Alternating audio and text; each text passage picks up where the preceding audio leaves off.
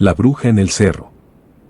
Cada fin de semana, mis amigos y yo nos aventurábamos en el cerro cercano a la ciudad para disfrutar de la tranquilidad y la belleza de la naturaleza. Había una pequeña cascada que formaba un estanque de agua cristalina donde nos gustaba nadar y bromear hasta tarde. Ese día no fue la excepción. Nos quedamos hasta que el cielo comenzó a oscurecer, la hora perfecta para sentir que el mundo entero era solo nuestro. A medida que la noche avanzaba, el ambiente cambió. Todo se volvió más silencioso y frío. A eso de las 9 de la noche, cuando empezábamos a recoger nuestras cosas para irnos, escuchamos unos ruidos extraños. Eran voces, como que murmuraban algo, pero no logramos entender lo que decían. Nos miramos confundidos, tratando de determinar si alguno de nosotros estaba bromeando, pero todos teníamos la misma expresión de desconcierto.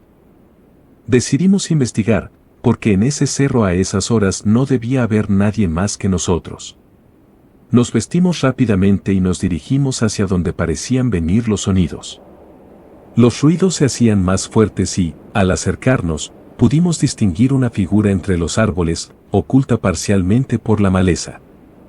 La luz de la luna apenas iluminaba una silueta bien definida, pero lo suficiente para notar que no era algo normal. Era una criatura, su forma era extraña, deformada. El miedo nos golpeó de repente, haciendo que nuestros corazones latieran con fuerza. Decidimos alejarnos de inmediato, intentando mantener la calma mientras nos adentrábamos en el cerro. Pero no habíamos avanzado mucho cuando el pánico inicial comenzó a disiparse, dejando solo la adrenalina y el deseo de regresar a la seguridad de la ciudad.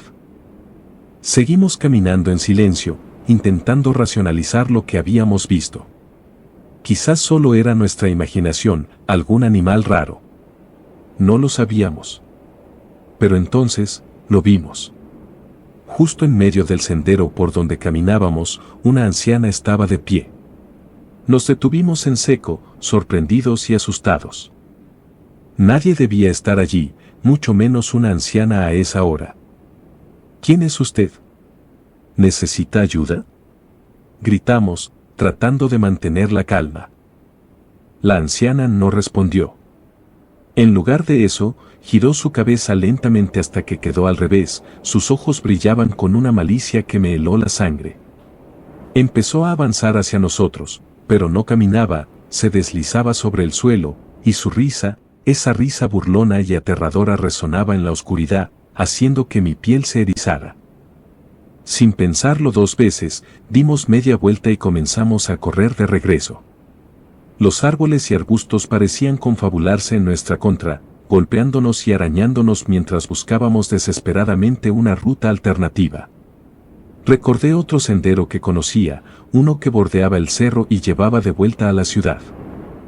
Cuando finalmente encontramos el camino, la sensación de alivio fue abrumadora.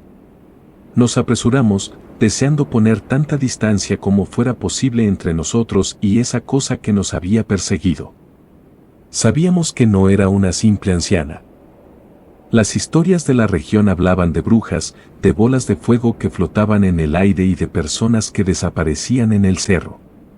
Aquella noche habíamos encontrado a una de ellas, y por poco no lo contábamos. El regreso a la ciudad fue tenso. No dejamos de mirar sobre nuestros hombros, esperando ver aparecer esa figura espeluznante en cualquier momento. El camino parecía interminable, y cada ruido en el cerro nos hacía saltar de miedo. Cuando finalmente llegamos a los límites de la ciudad, el alivio fue tan grande que algunos de nosotros casi lloramos. Desde ese día, ninguno de nosotros volvió a esa cascada. La belleza del lugar se había visto empañada por el terror de aquella noche. Lo que habíamos vivido no era algo que quisiéramos repetir ni en nuestras peores pesadillas. La experiencia nos dejó marcados, y las conversaciones sobre lo sucedido se convirtieron en advertencias para otros que pensaban aventurarse en el cerro al anochecer. Esa noche, al llegar a casa, me quedé mirando el techo, incapaz de dormir.